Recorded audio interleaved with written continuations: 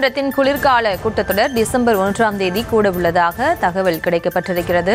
இது தொடர்பான விவரங்களோடு இணைகிறார் நமது செய்தியாளர் மதியழகன். மதியழகன், வணக்கம். மேலும் விவரம்.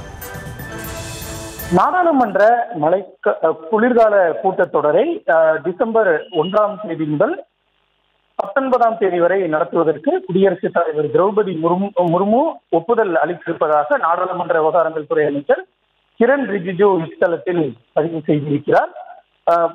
டிசம்பர் 1ஆம் தேதி முதல் 19ஆம் தேதி வரை குளிர்கால கூட்டத்தொடர் நடைபெறும் என்று அவர் அறிவித்திருக்கிறார். மேலும் இந்த கூட்டத்தொடர் ஆக்கப்பூர்வமாக நடைபெறும் என்றும் பல்வேறு விவகாரங்கள் குறித்து விவாதிக்கப்படும் என்று நம்புவதாகவும் அவர் குறிப்பிட்டிருக்கிறார்.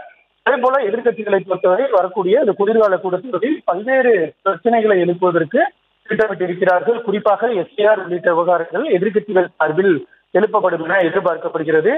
பீகாரில் நடத்தப்பட்ட எஸ்ஐஆர் தற்பொழுது தமிழ்நாடு உள்ளிட்ட 12 மாநிலங்களில் நடைபெற்று வரக்கூடிய நிலையில் அது குறித்து தமிழ்நாட்டை சேர்ந்த எம்பிக்களும் அந்த விவகாரத்தை எழுப்புவார்கள் என்று எதிர்பார்க்கப்படுகிறது.